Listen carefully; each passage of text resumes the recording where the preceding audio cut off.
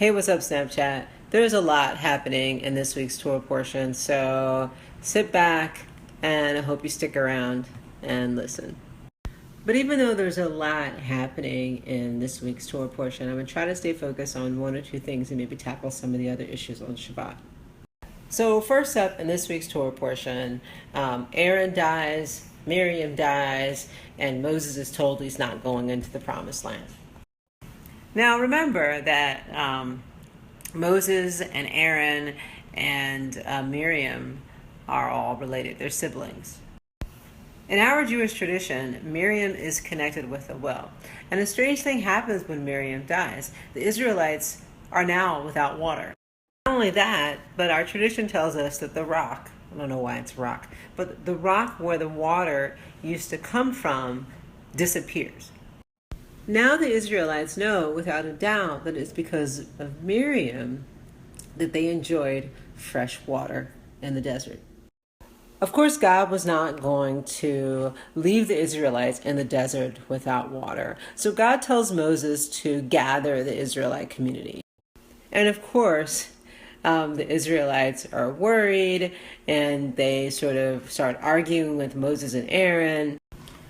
And the Israelites complain, why did you bring us out here to die in this wilderness, in the desert?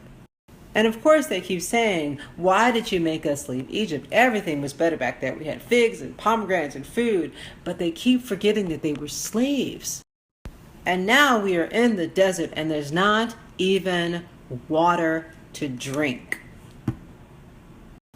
So God tells Moses once the community is assembled to go find a rock and order the rock to yield water.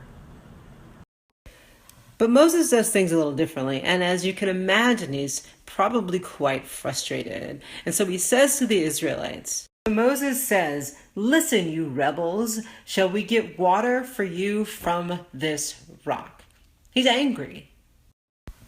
So Moses grabs a stick and he hits the rock in anger, and large amounts of water come out of the rock. But this did not please God.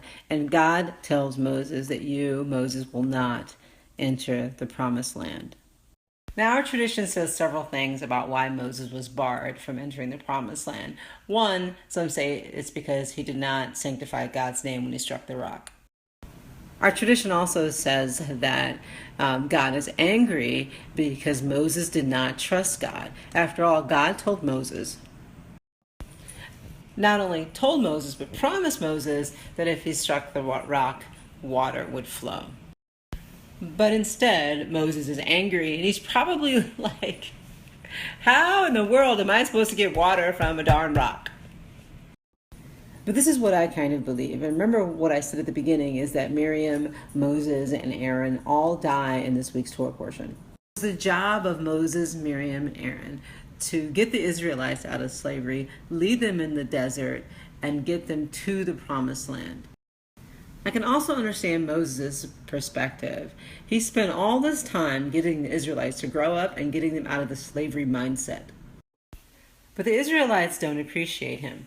The Israelites have spent all this time yelling at him and complaining and acting like children.